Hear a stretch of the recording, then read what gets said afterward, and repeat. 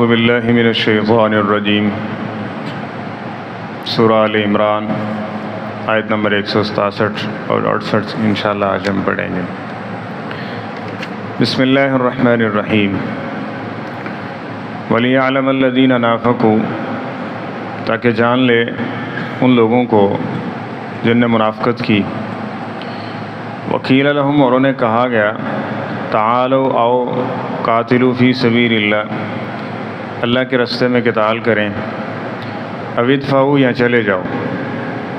قالوا، انہوں نے کہا، لو نعلم قتالا، اگر ہم اسے لڑائی سمجھتے، لاتبعناکم، تو ضرور ہم تمہارے ساتھ چلتے۔ ہم للکفر، وہ کفر کے، یومئذ، ان دنوں، اقرب منہم للایمان، ایمان سے زیادہ قریب تھے۔ یقولون، وہ کہہ رہے تھے، بافواہہم، اپنے منہوں سے، ما لیس فی قلوبہم، جو ان کے دلوں میں نہیں تھا۔ واللہ اعلم بما یکتمون، اور اللہ تعالیٰ خوب جانتے ہیں جو وہ چھپاتے ہیں۔ الذین قالوا لاخوانہم، وہ جنہوں نے اپنے بھائیوں سے کہا، وقعدوا، اور جنگ سے پیچھے بیٹھ گئے، لو اطاعونا، اگر تم ہماری بات مان لیتے، ما قتلوا، نہ وہ قتل کیے جاتے۔ قل، کہہ دیجئے، فادرؤوا، پس تم دور کر کے دکھاؤ، عن انفسکم الموت، اپنی جانوں سے موت کو، ان کنتم صادقین، اگر تم سچے ہوتے۔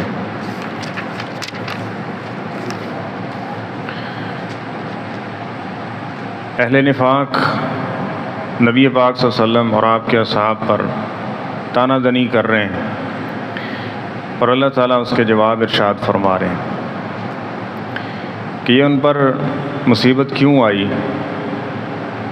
اس کے کچھ جواب ہم سابقہ سبق میں پڑھ چکے ہیں، تو آج میں بھی اس کا ایک جواب ارشاد فرمایا گیا ہے، اور وہ یہ ہے کہ اللہ فرما رہے ہیں کہ یہ اس لیے بھی ہوا تاکہ مومن اور منافق واضح ہو جائے۔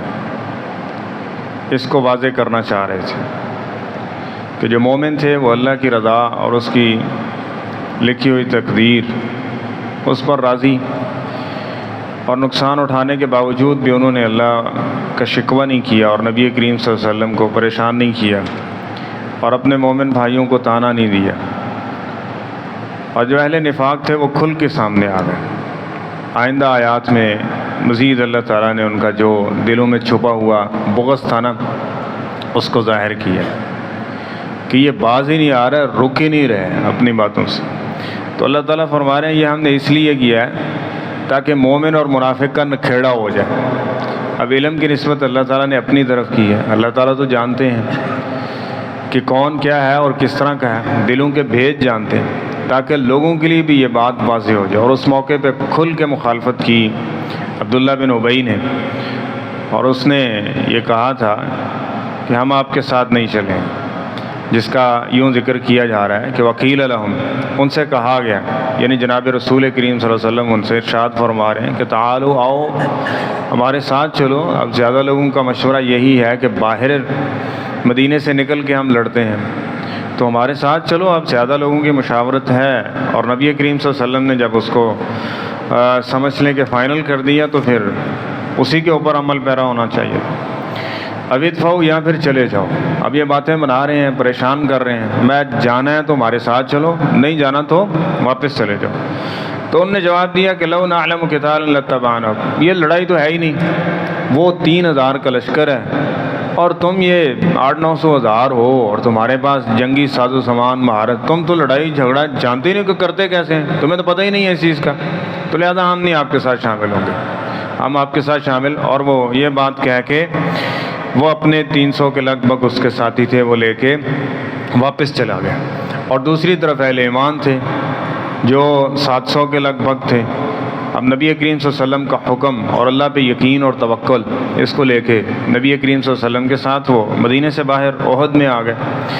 تو جو واپس چلے گئے نا، ان کی کیفیت اللہ یہاں ذکر فرما رہے ہیں، اور جو ساتھ گئے تھے ان کی کیفیت دل کی کیا تھی وہ اگلے چند اسباق میں آئے گی، وہ ہم پڑھیں گے۔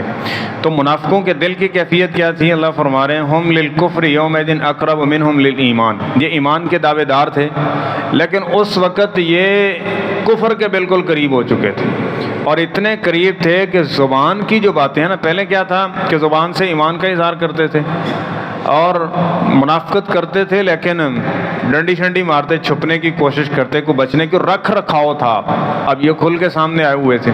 فرمایا اب کیا ہے کہ یہ بالکل کفر کے قریب تھے ایمان کی بنسبت، اور یقولون بافواہہم ما لیس فی قلوبہم، اور جو وہ اپنی زبانوں سے جملے کہہ رہے تھے نا، وہ ان کے دلوں کی بات نہیں تھی کہ ہم آپ کو مانتے ہیں، آپ کی بات مانتے ہیں، آپ کو رسول مانتے ہیں، ٹھیک ہے، آپ پہ ہمارا جان و مال قربان وغیرہ وغیرہ، یہ ساری منہ کی باتیں، جو دل میں کیا تھا نا وہ وہی تھا کہ اقرب منہم للایمان، وہ کفر کے زیادہ قریب تھے ایمان کی بنسبت۔ تو اللہ فرما رہے ہیں واللہ اعلم بما یکتمون، کس سے چھپا رہے ہو بات؟ وہ تو دلوں کے بھید جانتا ہے، اس سے کچھ چھپائے چھپ سکتی ہے کسی کچھ چھپائے تو نہیں چھپ سکتا، وہ تو دلوں کی کیفیات کو جانتا ہے۔ اور آگے اللہ فرما رہے ہیں یہ کہہ رہے تھے، یہ کمپین بھی ساتھ میں چلا رہے تھے۔ وہ کیا تھی؟ الذین قالوا لاخوانہم وقعدوا، یہ جو مسلمان زخمی ہوئے جن کو اور جن کے کچھ جو اہل خانہ لوگ رشتہ دار عزیز و اقارب وہاں شہید ہو گئے، اب یہ ان کے پاس جا کے کہتے اور ان سے کہتے لو اطاعونا، ساڑی من لیندے نا، ما قتلوا، تو نہ قتل ہوتے۔ دیکھا نا، نہیں مانی ہماری، نقصان اٹھانا پڑا نا۔